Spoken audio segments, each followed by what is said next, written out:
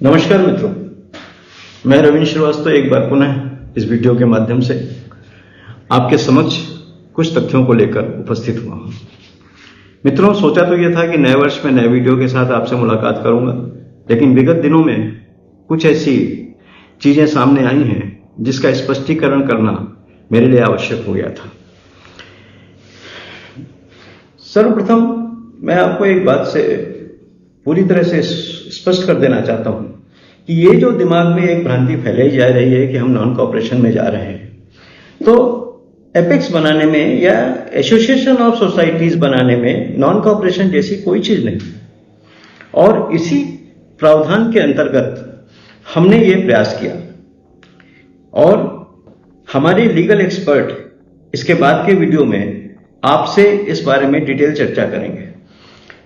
मित्रों, दूसरा पॉइंट हमारे ऊपर अक्सर वीडियो के माध्यम से ये कहा जाता है कि हमने 8 तारीख को मीटिंग की और 9 तारीख को इसमें हमने एप्लीकेशन फाइल कर दी। मैं यहां एक सवाल भी पूछना चाहता हूं और स्पष्ट भी कर देना चाहता हूं कि हमने एप्लीकेशन एपेक्स बनाने के लिए फाइल की। यह बात इंडिया बुल के संज्ञान में दिसंबर माह के आधे पखवाड़े बीत जाने के बाद आया।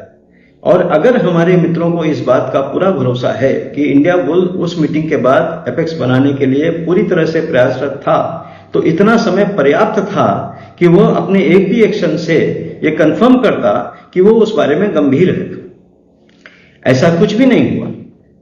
तीसरी बात जो सबसे महत्वपूर्ण है, हमारे मित्रों द्वारा ये कहा जाता है कि जिम, स्विमिंग पूल और games, indoor game, outdoor game.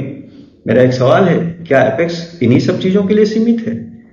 यहां मैं पूरे विश्वास के साथ ये स्पष्ट करना चाहता हूं कि हमारे लीगल एक्सपर्ट के द्वारा जो वीडियो जारी होगा उसमें ये चीजें और भी विस्तार रूप से आपको बताई जाएंगी कि जब तक कन्वेंस डीड नहीं होता है तब तक आप अपने ही घर में किराएदार की हैसियत से हो, आपका उस पर स्वामित्व नहीं है।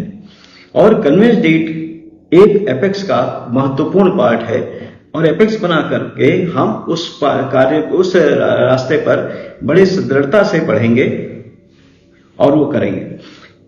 सबसे बड़ी बात मैं मित्रों आपके साथ इसी संदर्भ में एक्सपेंसेस और फाइनेंशियल की बात करते हैं।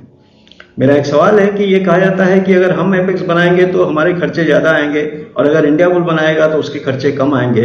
मैं मित्रों एक बात स्पष्ट करना चाहता हूं कि जो भी कन्वेंस डीड में खर्चे आने वाले हैं वो गवर्नमेंट एक्सपेंसेस है। वो चाहे हम बनावे चाहे इंडिया बुल बनावे, सेम आने वाला है। और उसके लिए ये बात अपने मस्तिष्क पटल से निकाल दीजिए कि हमारे बनाने में वो खर्च ज्यादा आएंगे और उनके बनाने में वो खर्च कम आएंगे। इंडिया बुल का एक सीधा सीधा कहना है कि जब तक हम सेक्टर 2 को रिकॉग्नाइज नहीं करेंगे, उसने ऑब्जेक्शन भी फाइल किया है कि हम सेक्टर 2 को रिकॉग्नाइज नहीं करते। मेरे मित्रों और मेरे साथियों, आप मुझे एक प्रश्न का जवाब अपने आप से पूछिए और खुद लीजिए कि बिना सेक्टर 2 को लिए हुए, लेवेंडर को लिए हुए, क्या कोई भी एपेक्स का गठन संभव है?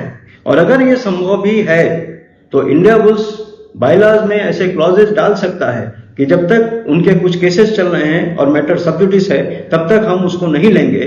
तो सेक्टर 2 का स्टैंड इन फ्यूचर कहां होगा?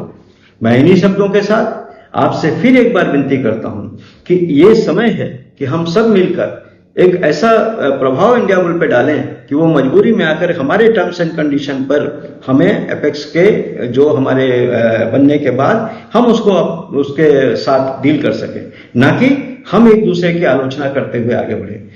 आने वाले वर्ष के लिए अभी से मेरी आपसे शुभकामनाएं हैं, पूरी उम्मीद के साथ कि नए वर्ष में हम एपेक्स के गठन और एपेक्स का सर्टिफिकेट हाथ में लेके आपसे मिलेंगे। नमस्कार, धन्यवाद।